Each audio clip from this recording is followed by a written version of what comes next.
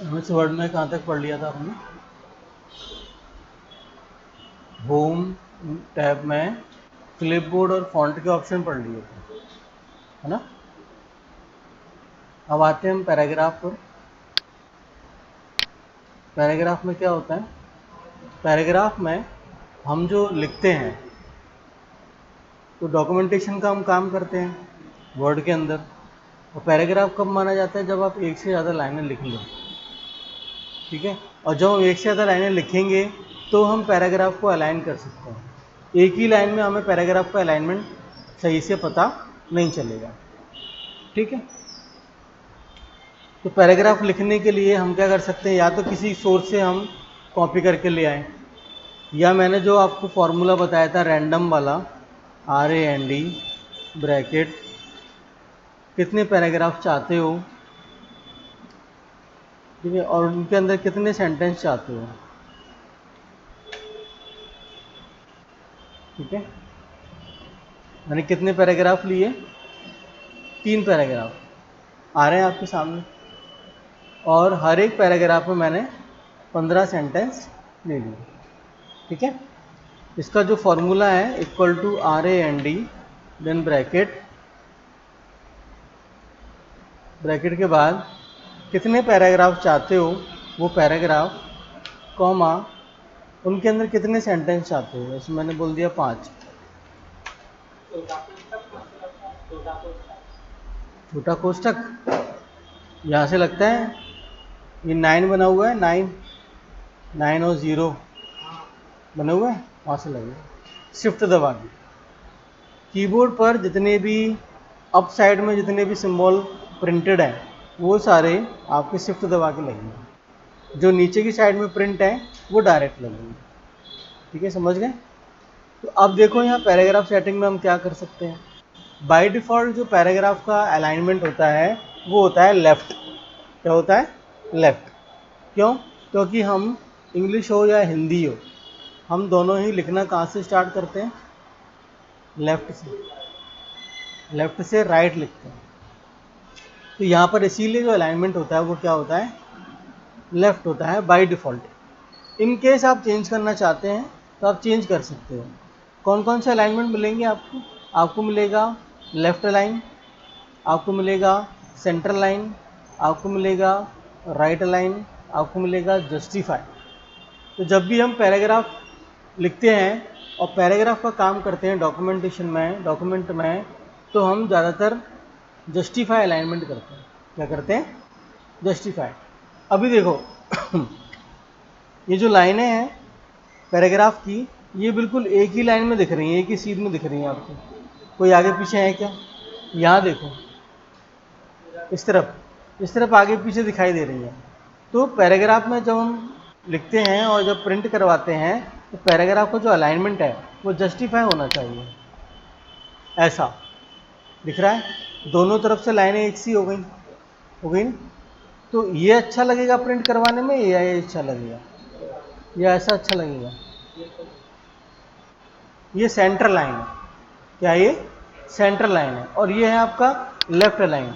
Left line में क्या होगा? लेफ्ट से तो लाइनें एक सी हो जाएंगी लेकिन राइट से खराब हो जाएंगी, तो ये भी नहीं अच्छा लगेगा। तो ज़्यादातर हम क्या करते हैं? जस्टिफाई। जब पैराग्राफ लिखते हैं तो पैराग्राफ में जस्टिफाई करते हैं, जिससे कि हमारा पैराग्राफ प्रॉपर सीधा दिखाई देता है। देखो, जब आप प्रिंट निकालोगे तो बिल्कुल लाइनें बिल्कुल पोजीशन में आएंगी, ठीक है, समझ में आया। आगे बढ़ते हैं। आप अगर लाइनों को कुछ नंबर देना चाहते हैं, ठीक है, तो दे सकते हैं अपनी लाइनों को नंबर, अपने पैराग्राफ को नंबर। यहाँ से नंबर में चले जाओ, ये नंबर लगा सकते हो, 1 2 3 आ रहा है। नंबर नहीं लगाने, कोई सिंबल लगाना है तो आप यहाँ से सिंबल भी लगा सकते हो। देखो सिंबल आ गए सिंबल। तो जैसा आप सिंबल लगाना चाहते हो वैसा आप सिंबल लगा सकते हो। इसका साइज बढ़ा सकते हो।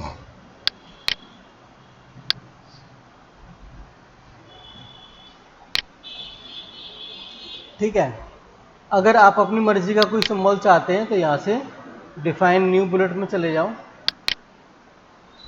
यहाँ से वो पिक्चर सेलेक्ट कर लो या सिंबल सेलेक्ट कर लो जो आप अपनी पिक्चर में लगाना चाहते हो, ठीक है। ब्राउज करा लो, जैसे मान लो ये लगाना है मुझे, ठीक है। तो इस तरह से हम क्या कर सकते हैं, बुलेट स्टाइल, नंबरिंग स्टाइल दे सकते हैं। मान लें कुछ मुझे नंबर में लिखना है ABCD, कुछ 10 नाम लिखने हैं या कुछ लिस्ट बनानी है, तब हम इसका यूज़ कर सकते हैं। दो तरह की लिस्ट ही होती है, एक ऑर्डर होती है, एक अनऑर्डर होती है। ऑर्डर लिस्ट में हमें पता चलता है ऑर्डर 1 2 3 हमें पता चलता है, और अनऑर्डर में क्या होता है, हमें सिंबल दिखता है, ठीक है। तो समझ में आया ना लिस्ट कौन सी होती है। अब आ गई आपकी multi level list. Multi level list का मतलब है कि इसके अंदर आपको लिस्टिंग दिखाई देती है। ऐसे आपकी हेडिंग है, एक हेडिंग, दो हेडिंग, तीन हेडिंग, चार हेडिंग, आप बदल सकते हो। कौन सी हेडिंग आपको बनाना है ले सकते हो। जैसे मैंने सपोज इनके लिए ही हेडिंग बना ली, मान लें ये ग्वालियर,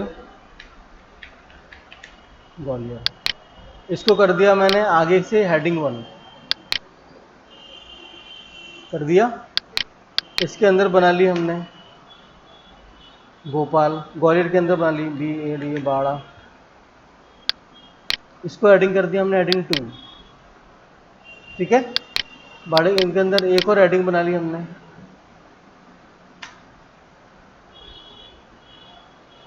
ठीक है। बाड़े के अंदर बनाई टोपी बाजार,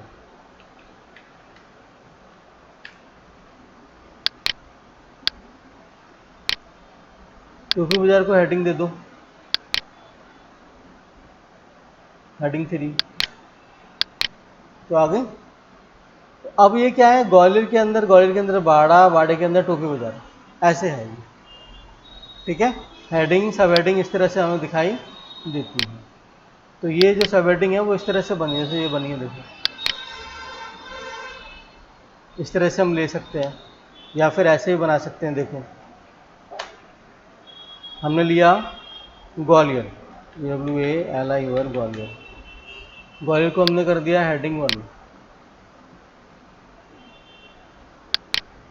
हेडिंग 1, ठीक है। इसके अंदर ले लिया बाड़ा, बाड़े को कर दिया हमने हेडिंग 2, बाड़े के बाद ले लिया हमने क्या, टोपी बाजार, टोपी बाजार को कर दिया हमने हेडिंग 3,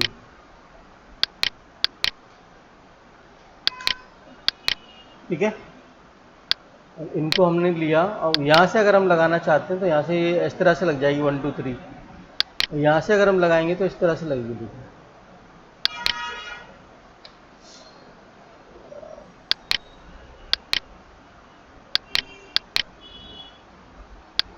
इसको हमने टैब दबा के आगे खिसका लिया, मल्टी लेवल में जाएंगे, दिख रहा है 1 के अंदर A B और ये अंदर का हेडिंग, यानी एक ही हेडिंग के अगर मल्टीपल लेबल हैं तो हम इसका यूज़ करेंगे। जैसे एक हेडिंग है उसके अंदर की सब हेडिंग है, उसके अंदर और सब हेडिंग है, तब हम इसका यूज़ करेंगे, अदरवाइज इसका यूज़ नहीं करेंगे, ठीक है। और जैसे मान लो टोपी बाजार में के अंदर भी अगर और हेडिंग लेनी है तो यहाँ से खिसका के एंटर मार के यहाँ पर इस तरह से कर लेंगे, एक और हेडिंग बना लेंगे टैब में, तब इसका यूज़ है। अदरवाइज इसका यूज़ हम सिंगल हेडिंग के लिए कर सकते हैं। जैसे ये लेना है ऐसे बन जाएगा, बन गया ना, ये लेना है ऐसे बन जाएगा, ठीक है। समझ में आया, क्लियर हुआ। आगे बढ़ो, आगे बढ़ने के लिए मैं कुछ बैक कर रहा हूँ, पैराग्राफ ही चाहिए मुझे, ठीक है। यहाँ से हम लाइनों का स्पेस बढ़ा सकते हैं। जैसे पैराग्राफ की जो लाइनें लिखी हुई है इनके बीच का जो गैप है, इनके बीच का जो स्पेस है वो बढ़ा सकता हूँ मैं। क्लिक करो, देखो बढ़ रहा है।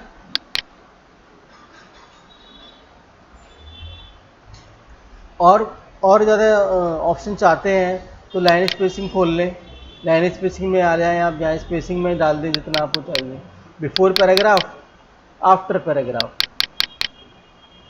पैराग्राफ के पहले स्पेस और पैराग्राफ के बाद में स्पेस, हो गया। तो ये भी कर सकते हैं हम,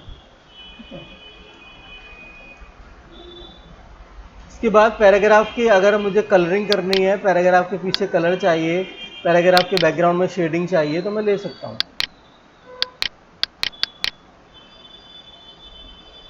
आ रहा है? अलग अलग पैराग्राफ के बीच में अलग अलग शेड मैं कर सकता हूँ।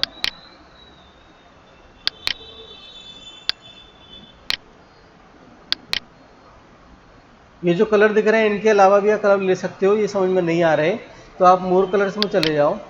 यहाँ पर आपको अपना कलर बनाने की फैसिलिटी मिल जाती है, आप इसमें से अपना कलर को बना सकते हो। एक पॉइंटर मिलता है, उसको वहाँ रखिए, जो कलर आप बनाना चाहते हैं। ये कलर की डार्कनेस और ब्राइटनेस है और ओके करिए, तो वो कलर आपके फॉन्ट के बैकग्राउंड में अप्लाई हो जाता है। इसको शेडिंग बोलते हैं, पैराग्राफ शेडिंग। ठीक है, समझ आएगा? अगर हम चाहते हैं पैराग्राफ की बॉर्डर करना, अगर हम चाहते हैं पैराग्राफ को बॉर्डर कर दें तो बॉर्डर भी कर सकते हैं। यहाँ से क्लिक करो, ये बॉर्डर, ऑल बॉर्डर, चारों तरफ बॉर्डर दिखाई देगा, आपको दिख रहा है? देखो अभी नहीं है, आ गया।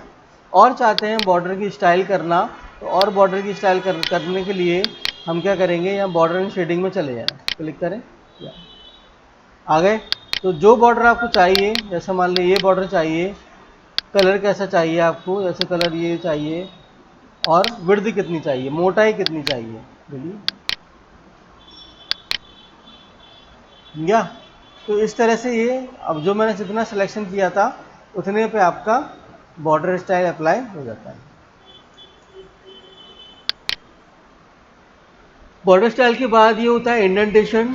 आप अपने पैराग्राफ को अगर खिसकाना चाहते हो, इंडेंट करना चाहते हो, तो यहाँ से कर सकते हो। जैसे मान लें यहाँ पे कुछ इमेज लगाना है आपको, प्रिंट निकाल के कुछ चिपकाना है यहाँ पर, तो जगह खाली छोड़ दो।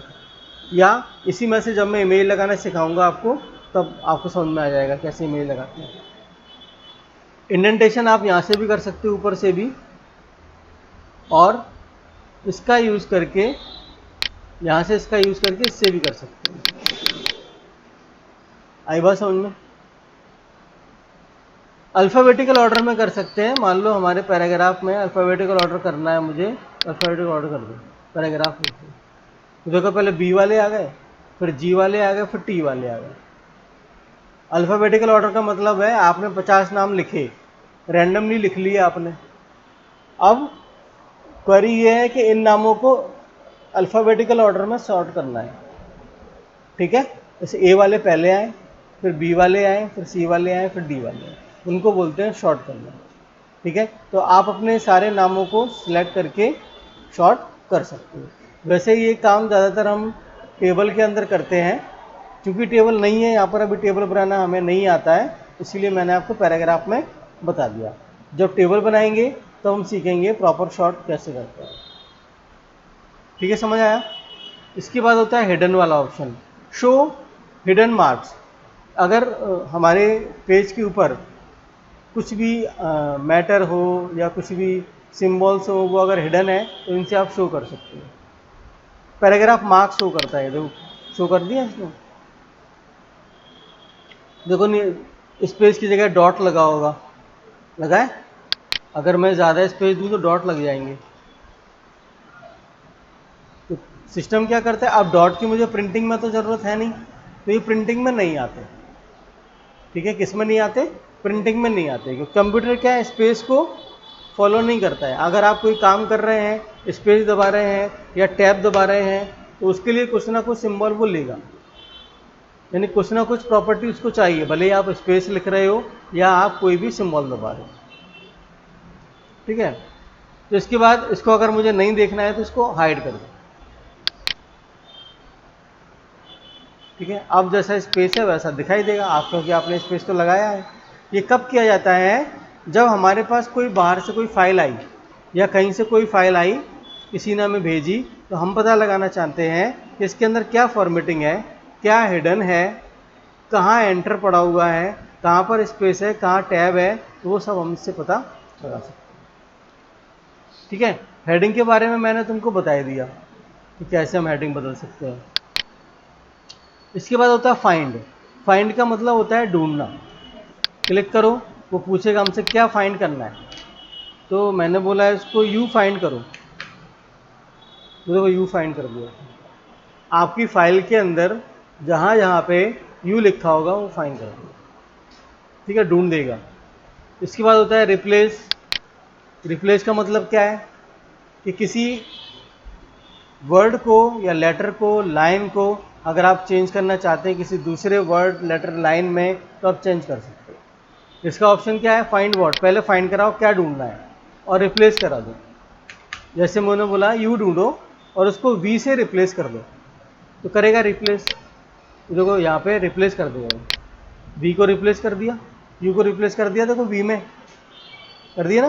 तो एक एक करके भी कर सकते हो और एक बार में भी कर सकते हो। सिलेक्ट, रिप्लेस ऑल करो, सारे एक बार में 24 रिप्लेसमेंट कर दिए। देखो उसने लिखा है 24 रिप्लेसमेंट, ओके। फिर से अगर वो काम करना है तो वी को सिलेक्ट, यहाँ पे वी फाइंड कर लो और यू के साथ में इसको रिप्लेस करो, रिप्लेस ऑल, 26 रिप्लेसमेंट कर दिए। देखो तो ऐसे हम रिप्लेस कर सकते हैं, सिलेक्ट कर सकते हो, सिलेक्ट ऑल कर सकते हो, सारा सिलेक्ट। ये काम कंट्रोल ए से भी किया जा सकता है। इससे कंट्रोल ए, आप कंट्रोल ए दबाइए, सारा सिलेक्ट हो जाएगा। हुआ कि नहीं? इसके बाद सिलेक्ट ऑब्जेक्ट। अगर हमारे पास कोई ऑब्जेक्ट बना हुआ है जो कि अभी नहीं है, अभी सिर्फ टेक्स्ट बना हुआ है, ठीक है। जैसे मान लो इंसर्ट में जाके मैं कोई ऑब्जेक्ट बना दूँ, जैसे ये शेप बना दूँ। वैसे तो शेप को डायरेक्टली सिलेक्ट किया जा सकता है, इन केस अगर कभी सिलेक्ट ना हो, हमें सिर्फ ऑब्जेक्ट ऑब्जेक्ट ही सिलेक्ट करने हैं, तो आप यहाँ से सिलेक्ट करो और सिलेक्ट ऑब्जेक्ट कर दो, तो ओनली ऑब्जेक्ट ही सिलेक्ट होंगे, बाकी सिलेक्शन नहीं हो। जैसे ये देखो सिलेक्ट नहीं हो रहा, हो रहा है क्या, टेक्स्ट सिलेक्ट नहीं हो रहा, एस्केप की दबा दो, अब सारे सिलेक्ट हो जाएंगे। ठीक है, समझ गए? क्लियर हुआ? आगे बढ़ते हैं। सिलेक्ट करो, select all text with similar formatting. वो सिमिलर फॉर्मेटिंग के साथ में टेक्स्ट को सिलेक्ट कर देगा। अभी सिमिलर फॉर्मेटिंग के कोई भी नहीं है, इसीलिए इसने सिलेक्ट नहीं की है। इसको सिलेक्ट करते हैं, देखो ये देखो पूरा सिलेक्ट कर दिया। मैंने सिर्फ ये सिलेक्ट किया था बस, और वो क्या करेगा, मैंने बोला उसको select text with similar formatting, उसने पूरा पूरा पैराग्राफ सिलेक्ट कर दिया, क्योंकि पूरे पैराग्राफ में सेम फॉर्मेटिंग है। तो ऐसे अगर कोई टेक्स्ट हैं जिनको आपने अलग अलग पेज में लिख के रखा है, उनकी सेम फॉर्मेटिंग है, तो इस ऑप्शन से आप उनको सिलेक्ट कर सकते हो और उन्हीं पर ही वर्क कर सकते हो। ये सिलेक्शन पेन होता है, यहाँ से ऐसे साइड में आ जाएगा। इसमें आपके ऑब्जेक्ट दिखाई देते हैं, जैसे ये ऑब्जेक्ट है ना, ये दिखाई देगा, देखो दिख रहा है। इसको मैं ऐसे हटाना चाहूँ, बंद करना चाहूँ, बंद कर दूँगा। डिलीट नहीं हुआ है ये सिर्फ क्या हुआ है, आपके स्क्रीन पर से, आपके पेज पर से क्या हुआ है, हट गया है बस, डिलीट नहीं हुआ। और शो कराना है इसको, यहीं से शो करा सकते, करा लिया, शो हो गया। डिलीट करना है तो सिलेक्ट करके डिलीट कर सकते हैं, मूव कराना है तो सिलेक्ट करके मूव करा सकते हैं। इससे संबंधित भी बहुत सारे ऑप्शन हम पढ़ेंगे, ठीक है, लेकिन अभी मैं तो सिर्फ आपको होम पढ़ा रहा हूँ, इसीलिए आपको ये ऑप्शन के बारे में ज़्यादा दिमाग मत लगाना, क्योंकि इसके बारे में पूरा का पूरा एक टैब है फॉर्मेटिंग का, वो हम पढ़ेंगे। समझ में आया? फाइंड में और भी होता है, जैसे फाइंड हो गया, एक होता है एडवांस फाइंड। एडवांस फाइंड का मतलब भी वही है, फाइंड करना, रिप्लेस करना, यहाँ से भी चला सकते हैं रिप्लेस को। और गो टू, गो टू का मतलब है किसी पर्टिकुलर सेक्शन पर, पेज पर, लाइन पर जाना। जैसे मैंने बोला लाइन पर जाओ, कौन सी लाइन पर जाओ, लाइन नंबर 5 पर जाओ, गो टू। तो हमारा जो कर्सर है वो लाइन नंबर 5 पर होगा, देख लो 1 2 3 4 और एक ऊपर लाइन छोटी है 5, 5 लाइन पर है। ठीक है, फिर से करके देख लो, फाइंड में गए, गो टू, कौन सी लाइन पे जाना है, लाइन नंबर 10, आ गए देखो लाइन नंबर 10 पर, ये आ गए देखो, आ गए कि नहीं आए? तो इस तरह से हम हमारे कंट्रोल को हमारे पेज पर कहीं पर भी पहुंचा सकते हैं। जैसे मान लो पेज नंबर 10 पे जाना है तो डायरेक्ट करेंगे कंट्रोल जी और यहाँ से पेज सेलेक्ट करेंगे, लिखेंगे पेज नंबर 10 और गो टू। पेज नंबर 10 पे पहुंच जाएगा। शर्त यह है कि आपकी पेज में, आपकी फाइल में पेज नंबर 10 होना चाहिए। 10 पेज तो होने चाहिए, तभी तो 10 पे जाएगा आपका कंट्रोल, तभी तो 10 पेज पे आप भेज पाओगे अपने कर्सर को। 10वां पेज है ही नहीं तो क्या हो जाएगा। समझ गए? क्लियर हुआ? तो ये आपका होम टैब बिल्कुल फिनिश हो गया, ख़त्म हो गया। इनमें से इनकी सारी कमांड्स आप चला के देख लेना और इनको अपनी कॉपी में लिख के भी रख लेना। लिखोगे कैसे? लिखने का एक मेथड है। जैसे आपने होम टैब लिया, होम टैब में बनाया क्लिपबोर्ड हेडिंग। क्लिपबोर्ड में सबसे पहला कट बना लिया, तो कट के बारे में लिखा हुआ है, देखो लिखा है। ये छोटी सी लाइन आप अपने कॉपी में नोट कर लो। इसकी शॉर्टकट कमांड लिखी हुई है कंट्रोल एक्स, नोट कर लो। जैसे ही पॉइंटर ले जाओगे कॉपी के बारे में आ गया, फॉर्मेट प्रिंटर के बारे में आ गया, पेस्ट के बारे में आ गया, देखो सबके बारे में आ गया। तो इन सब के बारे में जो एक एक लाइनें छोटी छोटी लिखी हुई है, ये आप भी अपने कॉपी में आपको नोट करना है। ठीक है? जैसे बोल्ड पे गए लिखा हुआ है, जैसे हम इस पे गए तो लिखा हुआ है, पैराग्राफ पे गए तो लिखा हुआ है। ठीक है? ये हम ये टूल टिप ऐसे ही आ जाएगी आपकी, इसको टूल टिप बोलते हैं। जैसे आप पॉइंटर को ले जाओगे उसकी टिप आपके पास में आ जाएगी, क्योंकि ये एक टूल्स है और ये उसकी टिप है। ठीक है? उसके बारे में बता रहा है कि ये क्या है। तो जिसकी शॉर्टकट कमांड है उसको आप शॉर्टकट कमांड से उसकी शॉर्टकट कमांड लिख लोगे। समझ में आया? क्लियर हुआ? ये कर लो। ये करने के बाद फिर हम इंसर्ट पे आएंगे। एक टैब हो गया हमारा, अब हम इंसर्ट टैब पढ़ेंगे। हर टैब को हम दो दो भाग में, दो दो दिन में पढ़ लेंगे। वैसे एक दिन में भी हमारा पूरा हो सकता है, लेकिन कितना हमारे दिमाग में जाएगा, पूरा तो नहीं चला जाएगा, इतने सारे ऑप्शन बता देंगे तो। ठीक है? तो धीरे धीरे हम इसको सीख लेंगे। ओके, कोई दिक्कत नहीं। इसकी प्रैक्टिस करिए। प्रैक्टिस करने के बाद इसको अपनी कॉपी में लिख के भी रखिए। ठीक है? कोई क्वेरी हो तो मुझसे पूछ सकते हैं।